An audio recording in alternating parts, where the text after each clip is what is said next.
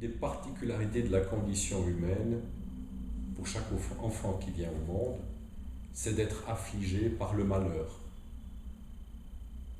Le malheur qui s'infiltre en nous, des fois déjà dans le ventre de notre mère, à travers le propre malheur de notre mère.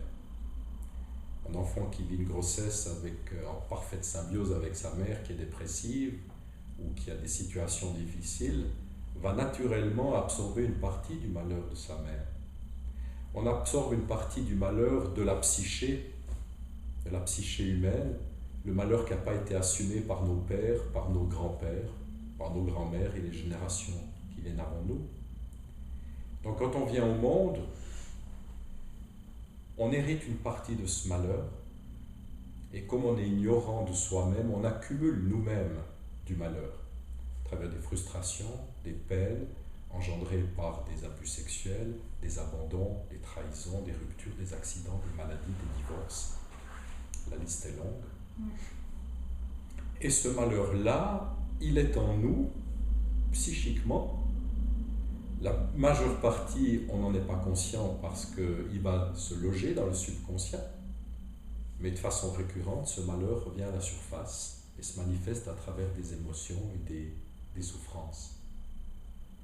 Ça signifie que même si on tend vers ce qu'on appelle le bonheur, la joie, l'amour, nous sommes constamment rattrapés par ce malheur qui vient gâcher notre bonheur de vivre, qui vient gâcher notre relation amoureuse, qui vient provoquer des conflits, parce qu'on n'a pas envie de ce malheur, on a envie de le mettre de côté, et c'est ce qu'on fait.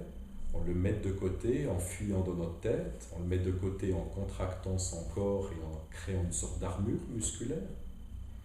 On fuit ce malheur en buvant de l'alcool, en absorbant des drogues, on le fuit en se perdant dans le travail ou dans les divertissements. Et ça c'est l'ego. L'ego est le mécanisme que l'on active pour nous protéger du malheur qui est en nous. Donc ce que j'enseigne, ou le travail que je fais avec les gens, c'est prendre conscience de ce malheur, voir quelles sont ses configurations, ses géométries intérieures, ce que j'appelle les mécanismes de la souffrance, et comment est-ce qu'on se détache et on se défait de ces mécanismes et de cette souffrance.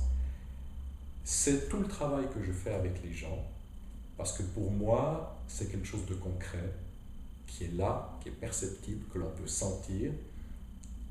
Et c'est ces problèmes-là qu'on doit régler, plutôt que de tendre vers une spiritualité qui est imaginaire. Ok, si je comprends bien, ce que tu entends dire, c'est que une des choses les plus importantes à faire, c'est d'abord travailler ces blessures, ces traumatismes, comment s'appelle l'héritage transgénérationnel avant de s'occuper des choses plus... La spiritualité, c'est la promesse de quelque chose de bon. Les gens voient ça comme étant la promesse d'un bon ultime, non, c'est pas B-O-N-D, B-O-N, de quelque chose de bien, de bon, de heureux, quelque chose d'ultime. Et c'est pas ça. La spiritualité, c'est la découverte de la vérité de ce qu'on est. La vérité de ce qu'on est, c'est pas un orgasme permanent, c'est pas un état d'extase permanent. C'est la vérité de ce qu'on est. Donc, je me méfie là aussi de donner une méthode. Je dis simplement, plutôt que de vivre dans des bulles spirituelles, pleines de promesses, comme le font les politiciens lorsqu'ils veulent être élus, la même chose. Il y a aussi toute une propagande spirituelle qui fait la promotion d'une sorte d'extase permanente, ou par omission, qui laisse croire et qui laisse entendre que l'éveil est justement ce bonheur total ultime. Bien sûr qu'on a envie de ça, mais c'est pas ça.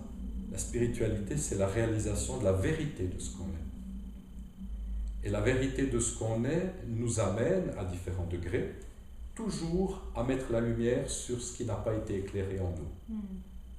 Plus on est authentique, plus on est vrai vis-à-vis de soi, plus on doit faire face aux malheurs qui sont en nous, aux domaines qui sont dysfonctionnels dans notre vie. On doit être de plus en plus responsable de ce qui est en nous et faire face à ce qui est en nous. Est-ce que Darpan, tu penses qu'il est possible de passer n'importe quel traumatisme ou n'importe quelle blessure? Oui, oui, j'en suis convaincu. Il y a un savoir-faire qui fait souvent défaut dans le monde, qui permet de se défaire des traumatismes, des peines qui sont à l'intérieur, mais c'est un savoir-faire, il m'a fallu des années pour le découvrir. Et je ne l'ai jamais vu ou entendu dans le monde, même chez des spécialistes, même chez des thérapeutes ou des psychiatres. C'est un savoir-faire qui est très rare pour trouver la bonne façon d'aborder ces choses-là. Il faut déjà bien comprendre le mécanisme de l'ego, comment il nous amène à fuir ou à réprimer ce malheur, ou ces peines, ou ces difficultés. Ensuite, on doit amener son intelligence dans ces mécanismes, les voir en détail. Et on ne peut pas s'en occuper. Et ensuite, une fois qu'on peut accueillir les contenus douloureux, c'est de savoir quelle est la bonne façon pour les accueillir et les traverser et les dissoudre. Parce qu'il est très facile de se laisser emporter par une émotion, il est très facile de se complaire dans une émotion, et ça ne signifie pas qu'on a dissous cette émotion et cette peine. Donc mon enseignement, mon savoir-faire, il consiste à comprendre ce que c'est l'ego, comment il fonctionne, qu'est-ce que c'est exactement, comment fonctionnent ces mécanismes intérieurs, quelle en est leur genèse, comment ils se sont créés, produits en nous, et comment est-ce qu'on les défait adéquatement. Ça, c'est le 95% de ce que je fais. Il reste un 5% pour des gens qui sont engagés dans ce travail ou dans ce processus et qui accèdent à ce qui est derrière les peines dans l'aventure intérieure, où là, on a besoin d'éclairages différents parce que c'est la perte de notre volonté personnelle, c'est la dissolution de la personne, c'est faire face au vide intérieur, c'est accueillir le feu psychique intérieur. Et ça, ce sont des éléments qui font partie de notre aventure intérieure, de notre évolution intérieure, mais qui viennent à un autre stade. Pour la grande majorité des gens, ils sont coincés avec leur malheur, avec leur peine, qui viennent gâcher leur vie à tous les niveaux, qui affectent leur corps et qui les handicapent d'une façon ou d'une autre. Le gros travail, il est à faire à ce niveau-là. Oui, moi je suis convaincue aussi, sauf que il y a quelque chose sur lequel je me pose des questions, c'est que la vision que je raconte un peu partout du travail sur les blessures, c'est que c'est vraiment un travail à jamais finir. C'est pas vrai. C'est justement... Donc, moi je suis convaincue qu'il doit y avoir une manière pour arriver au centre et pas parler l'oignon comme on parle. Moi j'en suis l'exemple vivant. Et je parle vraiment, sincèrement, de mon expérience. C'est pas de la théorie, c'est pas de la propagande. Pendant des années, j'ai fait des groupes et des thérapies pour venir à bout des malheurs qui étaient en moi, du déni de soi. Parce que le déni de soi, c'est un cancer. C'est terrible, le déni de soi. Quand on lutte contre soi-même, quand on se rabaisse, quand on se juge, etc., c'est un poison, c'est extrêmement toxique. Et j'étais pris par ce poison, jusqu'au cou. Donc ces peines, voilà, je fais des catharsis, je vais exprimer ma peine, je fais des analyses, je travaille sur le corps, j'essaie d'acquérir des pouvoirs pour transformer ma vie. Moi j'étais instructeur de la méthode Silva, qui va dans le sens des techniques aussi de Anthony Robbins, de reconditionnement, de toutes ces choses qui ont leur validité. Mais je n'arrivais jamais à me défaire de ces peines. En tout cas, définitivement. Le but, c'est définitif, parce que si on fait tout un travail, puis on a l'impression qu'on peut avoir sa peine, puis on rencontre un homme, une femme dans une relation amoureuse, et puis tout revient, c'est que ça ne a servi à rien. Mais en fait, on peut se défaire de certaines choses, de certaines parties de la blessure, et il y a encore d'autres. Donc c'est vraiment un travail que parfois c'est décourageant, tellement il est énorme. Oui, parce que c'est comme une hydre avec 1000 têtes. Oui. On coupe une tête, puis il y en a 3 qui arrivent. C'est parce qu'on n'a pas la bonne méthode. Et j'en suis convaincu aujourd'hui. Moi, j'ai cherché pendant des dizaines d'années. Celui qui m'a donné le mode d'emploi, c'est Barry Long, un maître australien qui est décédé aujourd'hui. Au début, il ne m'attirait pas du tout, parce qu'il a un petit peu un style vieux professeur anglais sévère. Il n'est pas du tout chaleureux ou dans l'émotionnel, ou dans la relation, mais quel maître extraordinaire. avec tous les autres, je n'avais jamais le mode d'emploi. Alors bien sûr, j'avais cette aspiration, je voulais la spiritualité, l'éveil, et j'étais ramené tout le temps au déni de soi, aux peines, et c'était terrible. Alors que Barry Long m'a donné vraiment le mode d'emploi, et c'est à travers tout ce parcours à la fois thérapeutique, à la fois spirituel, que petit à petit j'ai vu l'ensemble de ces mécanismes, comment est-ce qu'ils s'agencent et comment est-ce qu'ils œuvrent en nous, comment est-ce qu'ils nous manipulent. Donc il y a un savoir-faire dont je ne parle pas ici pour le moment, parce que ça s'étendrait trop loin et c'est l'objet de mes interventions dans les séminaires et les conférences ou les entretiens individuels. Je passe mon temps à ça. Et c'est un long travail parce qu'on est aveugle, et parce qu'on résiste, et parce qu'on a peur. Ce qui prend du temps, oui, l'éveil est spontané, oui, l'éveil est immédiat. Ce qui prend du temps, ce sont nos peurs et nos résistances. Faire face à ces peurs, traverser ces peurs, lâcher ces résistances. Si on arrive à le faire rapidement, ça peut être très rapide. Mais pour la plupart d'entre nous, moi le premier, ça m'a pris presque 18 ans. Parce qu'à chaque millimètre où j'avançais à l'intérieur et où je rencontrais une peur, j'avais envie de fuir. Personne n'aime sentir la peur. Mais j'ai dû faire face à toutes mes peurs, même à mes terreurs. Parce qu'à l'intérieur de nous, il y a des choses qu'on n'a pas envie de sentir, qui nous font peur, parce qu'on a peur de souffrir à nouveau, parce qu'on a peur du vide, parce qu'on a peur de la mort, parce qu'on a peur d'être rien, parce qu'on a peur d'être anéanti. Et à chaque seconde de ce dépouillement intérieur, on fait face à la peur. Donc si on ne sait pas faire face adéquatement à la peur et ce qu'il y a derrière, eh ben on est bloqué. Et on continue à tourner en rond. Il y a autre chose. Je la fais courte, hein. Oui. Parce que... J'imagine que c'est un sujet sur lequel on peut parler des heures. Oui.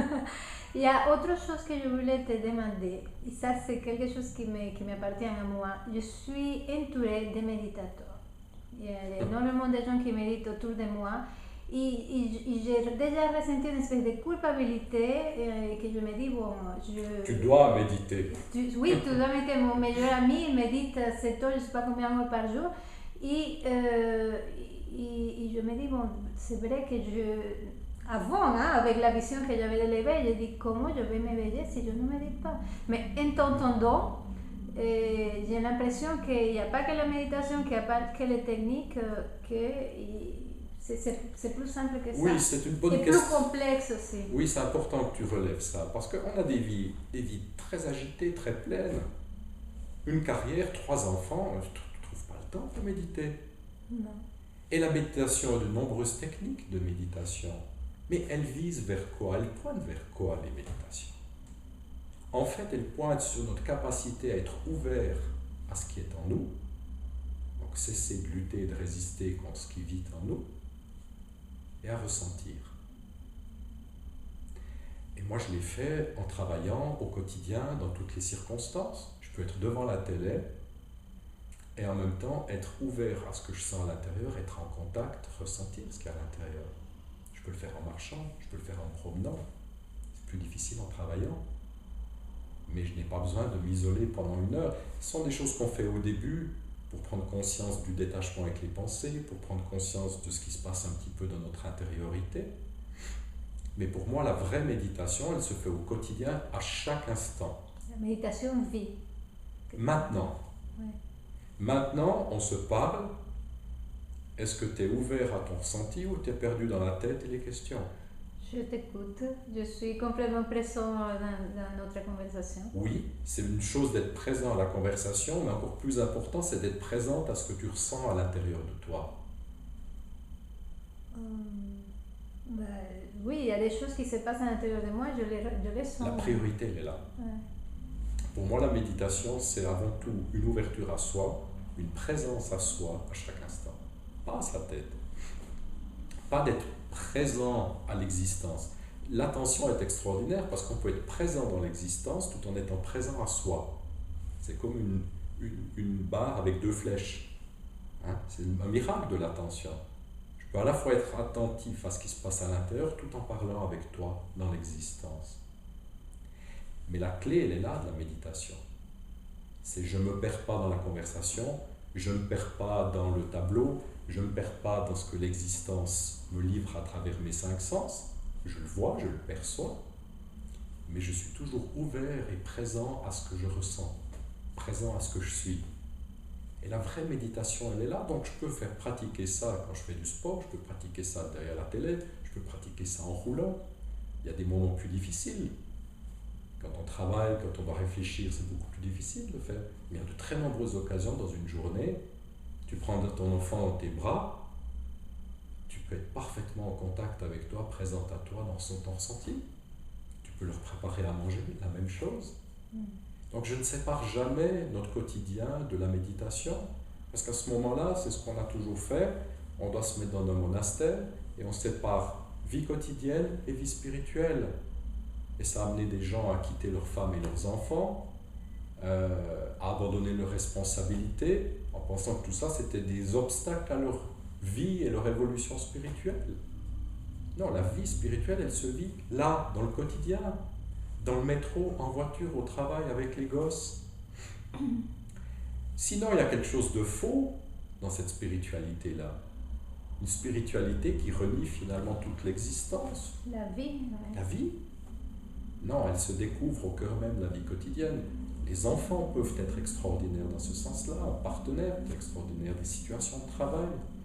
Tout est utile si notre attention est portée sur l'ouverture à soi, la présence à soi et l'acceptation de ce qui émerge de soi. Et c'est une vision de la méditation très différente de la méditation traditionnelle. Moi, je les ai faites avec Osho. Il y a toutes ces méditations qu'on pratiquait quotidiennement, qui sont disponibles maintenant, qui se font à travers le monde. Elles ont une utilité, bien sûr. Mais pour moi, c'est au quotidien. Et si je dois me fermer dans l'obscurité dans une pièce avec un bâton d'encens, avec une jolie musique, pour observer mes pensées ou ma respiration, il y a quelque chose d'artificiel parce que ce n'est pas ma vie quotidienne. Je crée des conditions particulières pour aller à l'intérieur alors que je dois apprendre à le faire à chaque instant.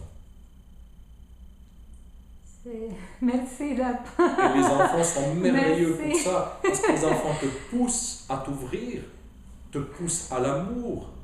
Et le but de la méditation, il va justement dans ce sens-là. Donc ton enfant, ça devient ta méditation, dans le sens où de lui témoigner ton amour, de le prendre dans les bras, de lui montrer que tu l'aimes, de lui faire sentir que tu l'aimes, c'est ce que des gens, après 20 ans de Vipassana, n'arrivent pas à faire.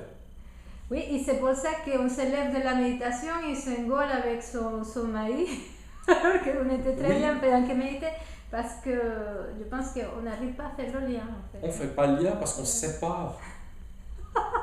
Ah, c'est extraordinaire. Il n'y a aucune séparation. La méditation, c'est ce qu'on est réellement. La méditation, c'est un autre mot pour dire notre vraie nature. Et il ne faut pas confondre la méditation avec les techniques de méditation. Les techniques nous aident à devenir des observateurs, à ressentir, à s'ouvrir, à observer, tout ça c'est juste. Mais la vraie méditation est un état, ce n'est pas une technique. C'est une qualité de perception, une qualité de présence à soi. Et mon Dieu, il ne faut pas commencer à voir ses enfants, sa famille, son travail comme étant des obstacles à sa vie spirituelle parce qu'on est en conflit de façon permanente. Et ce conflit-là, il crée beaucoup de douleur pour le partenaire, pour les enfants, parce qu'un enfant, il va sentir tout de suite s'il a une gêne, il va sentir tout de suite s'il a un obstacle. Tu n'es pas séparé de ton enfant. S'il sent qu'à quelque part, il a un obstacle à ta vie de femme, à ta vie spirituelle, c'est une séparation, c'est une coupure et c'est une souffrance. Ils ne sont jamais séparés de toi, tes enfants. Ils font partie intégrante de l'amour que tu es. Et c'est la manifestation de cet amour merveilleux à travers une famille ou un partenaire ou des enfants qui est peut-être le pouvoir le plus grand, qui est la méditation la plus profonde et la plus puissante. Manifester, exprimer physiquement son amour à ceux qu'on aime. Il n'y a rien de tel qui nous ouvre autant. Il n'y a rien de tel dans cette ouverture qui permet d'accueillir ce qui n'a pas été accueilli et ce qui n'a pas été ouvert. Un enfant, il dit la vérité. Un enfant, il vient réveiller des choses en toi. Mais tout ça devient possible que si on est ouvert. D'abord, nous arrivons à la fin. Est-ce qu'il y a un message, quelque chose qui est très important pour toi à dire aux personnes qui vont te voir dans mon blog maîtredetavie.com? Il y a une issue. Il y a une issue. Il y a une porte de sortie au labyrinthe. En général, on est dans des impasses, on essaie de sortir des impasses, et dès qu'on sort d'une impasse, on est toujours dans le labyrinthe, mais il y a une issue au labyrinthe. Il faut amener beaucoup d'intelligence à l'intérieur de soi. Il faut rechercher l'aide qui existe. Il faut persévérer. Il faut avoir du courage. Il ne faut pas désespérer parce qu'on est pris avec ses douleurs, on est pris avec ses schémas et ses difficultés. Ça arrive à tout le monde, ça m'est arrivé à moi aussi. Mais il y a des sorties possibles. Donc le seul message, s'il y a un message à donner, c'est celui de dire oui, il y a une sortie. Oui, ce n'est pas facile toujours de trouver ça. Il faut accepter l'aide, il faut persévérer, il faut avoir beaucoup d'intelligence, il faut avoir du courage et il faut mettre en pratique ce que l'on a perçu comme étant vrai dans son expérience. Parce que d'aller voir des éveillés, de lire des livres de maîtres spirituels, c'est bien. Mais si on ne met pas en pratique ce que l'on perçoit comme étant vrai, ça n'a aucune valeur. Donc je suis pour la mise en pratique, sinon c'est de la théorie. Si on sent par exemple que ça nous parle d'observer ses pensées, si ça nous parle, peut-être pour un ça ne parlera pas, on met en pratique au quotidien. Si le fait d'être en contact avec sa sensation corporelle nous parle, ça résonne en nous, on le met en pratique. Mais aujourd'hui, dans un monde de fast-food, on veut des solutions rapides, on veut des pilules miracles, on veut que ça aille vite. Ça ne se passe pas comme ça à l'intérieur, ce n'est pas du fast-food. Donc tout ce qui résonne en nous, tout ce qui est vrai dans les enseignements des maîtres, on doit le mettre en pratique, encore et encore, pour voir les progrès. Merci Lapin. Merci pour ces moments merveilleux que nous avons passés ensemble. Merci à toi. Et à très bientôt. À bientôt.